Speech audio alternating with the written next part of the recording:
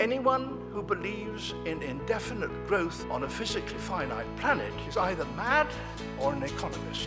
We don't want to focus politics on a notion that involves the rejection of principles around which a large majority of our fellow citizens organize their lives. We are not as endlessly manipulable and as predictable as you would think. I wanted to stimulate an intergenerational conversation about women's lives, where we've got to and what still needs to be done. Because, funnily enough, I think that's really lacking in feminism and in public life. People tend to belong to one generation or another. You know, now the second wave feminists, who are sort of a decade older than me, they seem to be rather entrenched in their world, or I mean, I'm sure they'd be happy to talk to anyone, but it seems like that sometimes. And then there's the younger wave. There's fourth wave feminism of women slightly younger than Stella who are coming along. And I think we all ought to talk together. I'm quite interested, maybe we can discuss this in a bit. There was second wave feminism, which is now a historical movement. We're now in fourth wave feminism. I've been trying to find out when third wave feminism hit and whether was I on holiday at the time or something. And I did put a question on Twitter about it and I got some quite interesting answers. But some people said it was the 80s, some people said it was the 90s. Just one other thing about going around and talking to people. It's amazing the hunger out there, not just among different generations of women, but among mothers, fathers, daughters and sons. They just want to talk out the issues. I've got two daughters, one 19, one 17. So I've spent the best part of 2 decades thinking about young women's lives. And I realised that I just can't quite work out what they face as a generation. I couldn't really see what was ahead. And also I had a sense of unease about their lives, which I couldn't make sense of. On the one hand, I noticed that there was this extraordinary narrative of competence and confidence. I mean, 95 years ago, the women in this room, none of us could have voted, which I think is just an amazingly short time ago. There has been in the decades since an explosion in women's educational, work and sexual possibilities, and these are all real gains. And our media are filled with tales of exceptional female achievement. And yet there is this distinct unease in and around women's experience. And for many parents of daughters, the question resolves itself in this way. Why, if confidence is there for young women to claim, which we're often told, why does there seem to be a crisis of confidence among so many young women? Now, in one sense, there's no great mystery about it. We still have a dearth of women in public life. We tend to hear more about them because women make good copy and pioneers. Our media is very interested in pioneers, and some people, like the IPPR, have just talked about the women pioneers in every field as a kind of decoy generation that distract us from the fact that so many other women are not achieving. But it's right that there are not as many women as men in most fields. But there's also real pressures on young women today. First of all, this extraordinary pornification of popular culture. I don't know if any of you have watched Rihanna's latest video. It employs all the codes of what would have been top shelf pornography when I was a teenager. And in fact, it made me go back and look at Madonna's video Like a Virgin, which when I was in my 20s was seen as the sort of shocking video of its time. It was so demure. There was Madonna in a gondola, a bit of thrusting, you know, we always look to Madonna to thrust, but compared to the Rihanna video and compared to Miley Cyrus and her foam fingers and her twerking and all the rest of it, this is an entirely new world. And then there's what I call pinkification, which is the return to nature rather than nurture-based ideas of femaleness, which are limiting girls once again. And again, this intergenerational approach is really interesting. I talked to grandmothers who were passionate feminists in the 1970s, and they said, I raised my children, who are now middle-aged mothers, to, you know, in a non-sexist way. You can't use the term non-sexist now because the Daily Mail will come down on you like a ton of bricks. But that was how it used to be discussed. And now, she says, one grandmother said, when I take my granddaughter into shops, I'm horrified at how pink and girly and limiting the whole thing is. So I think that's another real feature of our culture. Now, I welcome without reservation the lifting of a veil of silence and shame that's blighted the lives of earlier generations. I talked to women who are only 10 years older than me who said having sex out of marriage was a shame, abortions, backstreet abortions, all that history that we need to remember.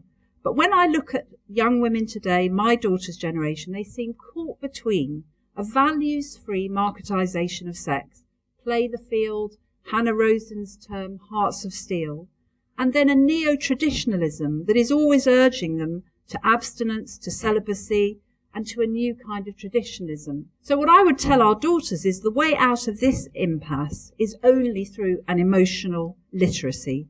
It is for each of you, I would say to young women, to honour both the relational sides of yourself and the sexual sides of yourself, and to give up on neither. And there's a very interesting book by an American psychotherapist called Leslie Bell called Hard to Get, about the paradox of 20-something women. And she says exactly this, that the young women who negotiate this minefield the best are the ones who can honour their needs for real connection and their sexual desires. And she says, which interests me even more, those who are allowed to be most authentically themselves in their childhood were the ones who found that the easiest to do. All of those are themes that we identify with. And I think there's also a really important point of saying about the different generations of feminists. I guess that makes me an in-betweener feminist, because I take for granted, and I think my generation of feminists took for granted, that the gains that our mothers and our fathers have made towards the road to equality would be inevitable. That somehow there'd be this rolling world of a better, more progressive world coming our way. And I say that as somebody who grew up in a household with lots of women's press books, with a very strong mother, a very strong father, equally determined and committed, that women were equal. So some of the things that I now reflect on as a parliamentarian, as a woman in her sort of late 30s in modern British society, indeed modern culture, are deeply frightening to me, because there are some debates I just thought we'd put to bed. That one of my colleagues can have questions about poor sexual etiquette, that other colleagues in other parts of the world can talk about legitimate rape, really frightens me. And I think what's so powerful about your book is that recognition that there has been progress, and yet progress is not inevitable. Therefore, unless we have answers to some of the new debates that we're facing, as well as some of the old debates, we will go backwards, not forwards. Why do you think it is that a younger group of women have now made up what we call fourth wave feminism? Why wasn't it your generation? Why is it that these women in their 20s? Well, I'm curious. I think there was a complacency about politics and a complacency about social and economic change, full stop, in the 80s, 90s, early 2000s. And that's why I find it incredibly inspiring. And, when I looked at the title of your book and I think, well, what should we tell our mums? Well, first and foremost, the future is really, really bright, because there is this resurgence of very, very dynamic, very, very polemic feminism. And I really welcome that, because frankly, it's a kick up the arse to my generation of what have we been doing for the last 10 to 15 years. And it's a call to your generation to say to us, help us learn, help us get this right. I saw Harriet Harman speak at the Labour Party Women's Conference. We were both there. And I think it was the biggest political meeting, Harriet Harman said, of women that there'd ever been. It was 1,200 women in a room. And she said at the end of the session that there is a generation of women, which is my generation, sort of mid-50s through to the 60s, who were pioneers in their way, and that they went into work and went into politics. And they're still active and there. And I suppose I absolutely represent that. And that's new, isn't it? Because my mother's generation, well, they were different. They went into maybe more voluntary work, and they weren't in the workforce and in public life in quite the same way. So we are at a new moment that is quite hopeful, actually. I still wonder if there's sort of intergenerational mistrust between women. I don't like to think it. I like to think there's a nice, open, friendly political field. But what do you think? One of the most frightening questions I've ever dealt with was a young woman within my political party who, when she found out that I got selected in an all-women shortlist, said, yeah, but I want to be selected on merit. And I said, well, good luck with that, love.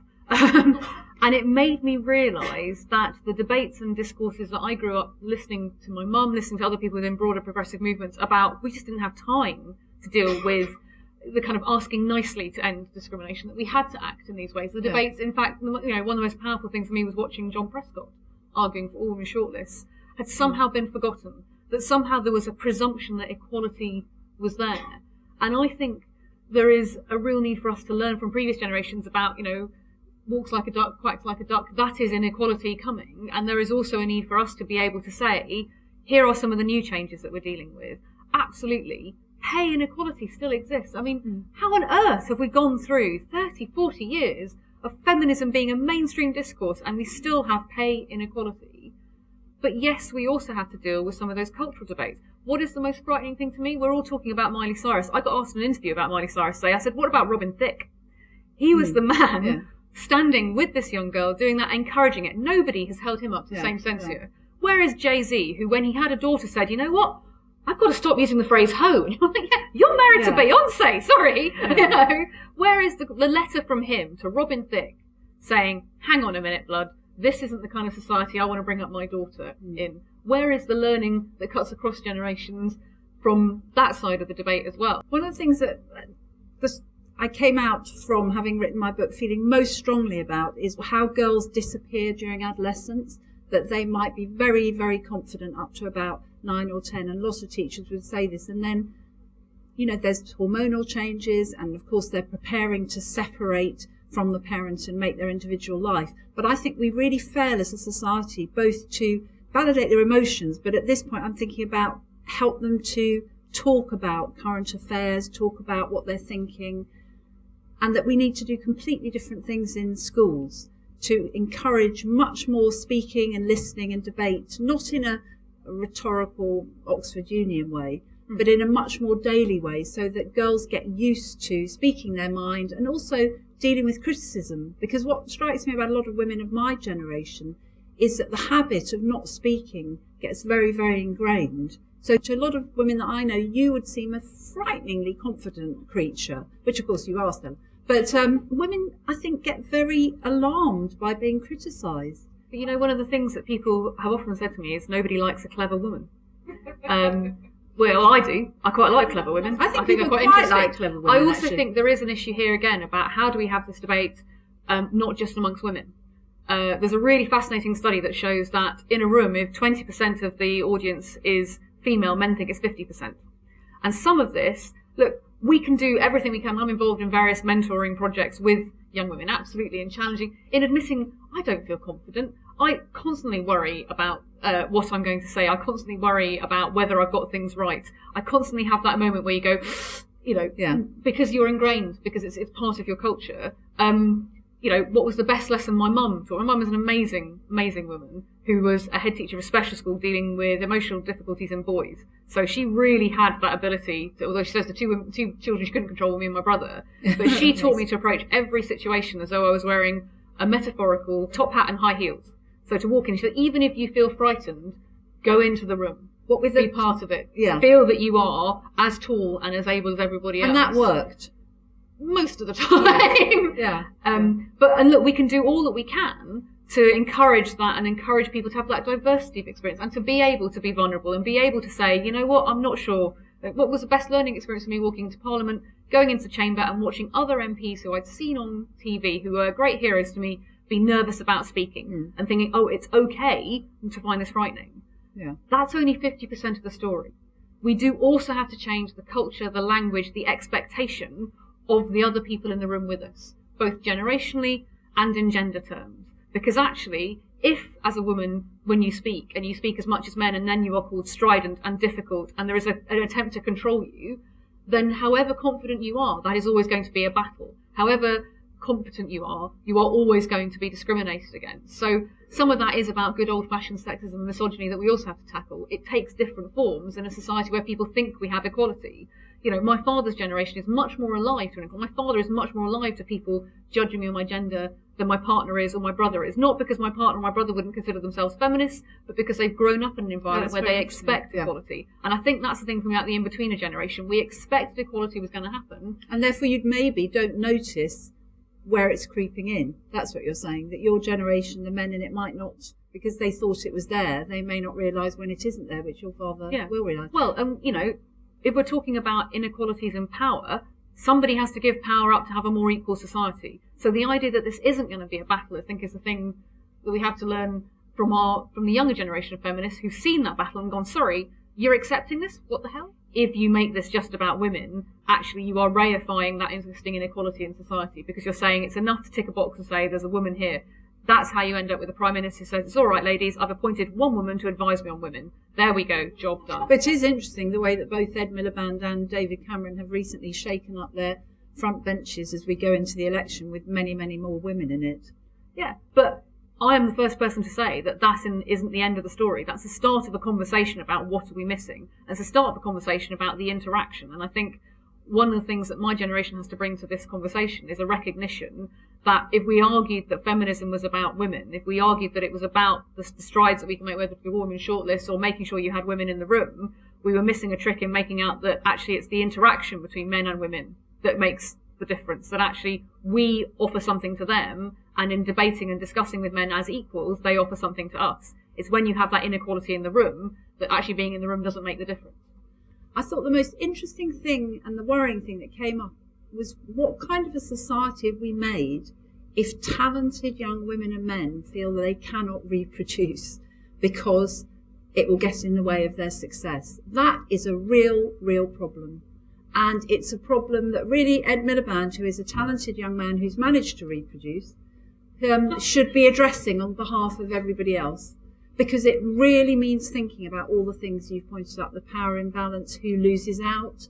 I mean, the truth is, it is mainly going to be women still who lose out, and men who decide to lose out pay quite a high price for it. I mean, I lived with somebody and subsequently married someone who actually didn't ever do full-time work, so he could genuinely share in the upbringing of our children. That gave me an enormous advantage.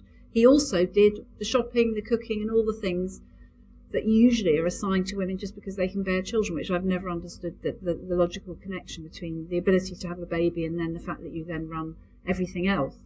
I really don't. So I think that's an old feminist question that is still so relevant. So Stella, I think you should be pressing that. I see that absolutely as a challenge of parenting. And I think my generation of feminists have to look harder at the men in our lives and the partners in our lives to say, this ain't a solo endeavour, sunshine. This is about both of us. And to be able to have the confidence to do that, because your family are probably the strongest motivator for the choices that you can make and the opportunities that you can have. In that sense, I think we should all thank Melissa, but I think we should also be asking her what should we tell our sons? Because actually, this is only 50% of the conversation.